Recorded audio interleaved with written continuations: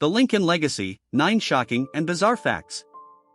The Lincoln family, revered as American icons, has a legacy that goes beyond the well-documented achievements of Abraham Lincoln.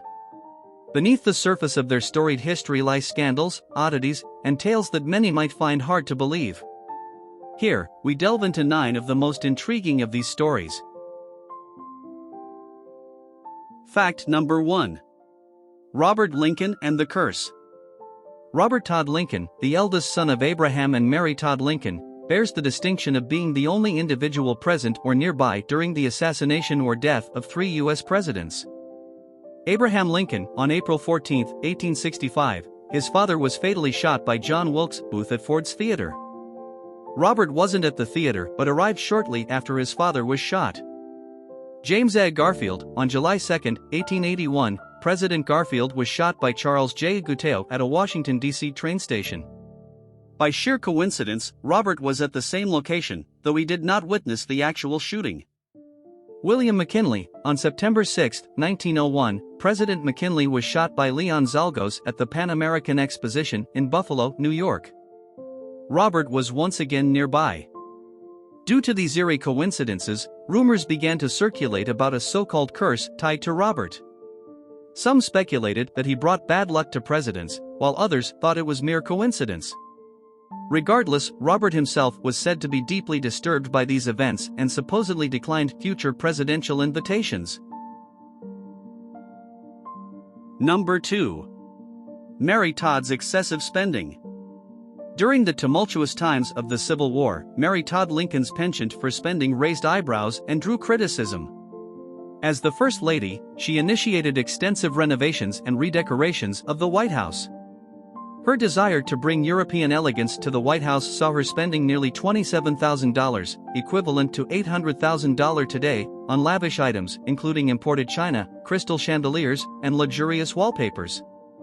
However, her spending habits didn't stop there.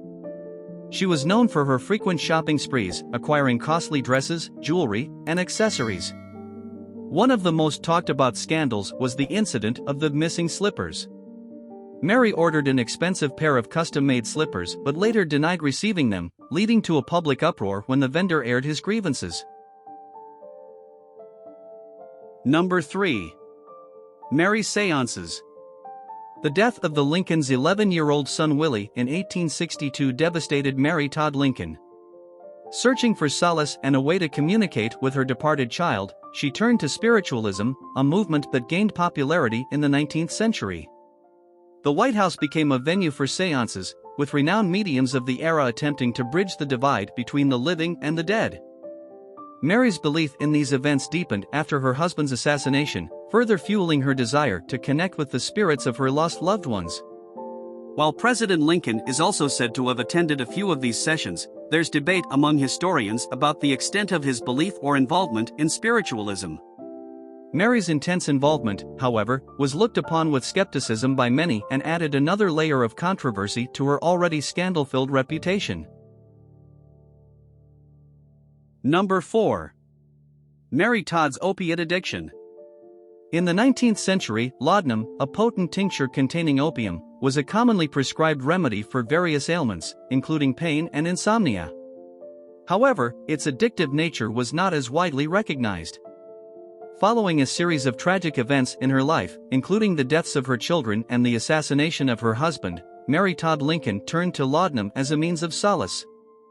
Her growing dependency on the drug exacerbated her emotional instability. There are accounts from those close to her, including letters and diaries, which depict her erratic behavior, mood swings, and occasional hallucinations. This dependence also strained her relationship with her only surviving son, Robert, who worried about her mental state and the public perception of her behavior. Number 5. The Bixby Letter Controversy. In November 1864, a letter addressed to Mrs. Lydia Bixby of Massachusetts conveyed condolences from President Abraham Lincoln over the loss of her 5 sons in the Civil War. This letter, later known as the Bixby Letter, became one of the most celebrated pieces of Lincoln's correspondence due to its heartfelt prose. However, controversies soon surrounded it. Research later showed that only 2 of Mrs. Bixby's sons died in battle, 2 survived, and 1 deserted. Mrs. Bixby herself held Confederate sympathies, leading some to question the veracity of her claims. Further adding to the intrigue is the debate over the letter's authorship. While traditionally attributed to Lincoln, some historians, based on stylistic analysis, believe the letter was written by John Hay, one of Lincoln's secretaries. Number 6. Lincoln's alleged affairs. While Abraham Lincoln's dedication to his wife and children is well documented, his relationships outside of marriage have been the subject of much speculation and debate. One of the most talked about relationships was with Joshua Speed, a merchant from Kentucky. Lincoln and Speed shared a close bond, living together for 4 years in Springfield, Illinois. Their intimate friendship, illustrated through letters they exchanged, has led some historians and biographers to speculate on the nature of their relationship. In one such letter, Lincoln wrote about his distress when Speed decided to move back to Kentucky. However, it's crucial to approach this relationship within the context of the 19th century, where close same-sex friendships and expressive letter writing were common. Most historians assert that there isn't conclusive evidence to classify their bond as anything more than a deep friendship. Still, the whispers and debates about Lincoln's relationships add another layer of complexity to his already multifaceted persona. Number 7. Todd's European escapades. Thomas Todd Lincoln, the youngest of the Lincoln children, was just 12 years old when his father was assassinated. Grief-stricken and searching for a fresh start, Mary Todd Lincoln took Todd with her to Europe in 1868. However, Europe wasn't simply a refuge for the pair, it became a playground for the young Todd. He was often found mingling with the elites, attending high-profile events, and indulging in the nightlife of European cities. There were numerous accounts of him engaging in reckless horse rides and unchecked spending sprees. His free-spirited behavior, combined with his mother's declining mental health, became a topic of discussion and gossip among American expatriates and the European aristocracy. His escapades caused concern among family friends, with some believing that Todd was spiraling due to the absence of a strong parental figure. Number 8. Mary Todd's insanity trial. The years following President Lincoln's assassination were incredibly challenging for Mary Todd Lincoln. She faced financial difficulties, battled grief, and exhibited increasingly erratic behavior. This culminated in 1875 when her only surviving son, Robert Todd Lincoln, initiated proceedings to have her declared insane. Robert testified about her irrational behavior, including her obsessive fear of poverty and her purchase of vast amounts of drapery and other goods. Medical professionals concurred, and she was committed to the Bellevue Place Sanitarium in Batavia, Illinois. The public nature of the trial, combined with the stature of the Lincoln name, meant the proceedings were widely covered by newspapers, adding to the scandal. Just a few months later, after a second trial initiated by her lawyer, Mary was released from the institution.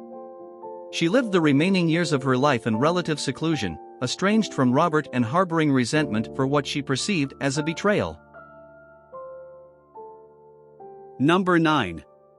Mary Lincoln Beckwith's farming endeavor. Mary Lincoln Beckwith, known as Peggy to close friends and family, was Jesse Lincoln's daughter and Abraham Lincoln's great-granddaughter.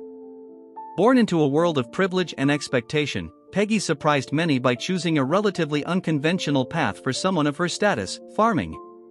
In the mid-20th century, she took the reins of the Lincoln family's estate, Hildene, in Vermont.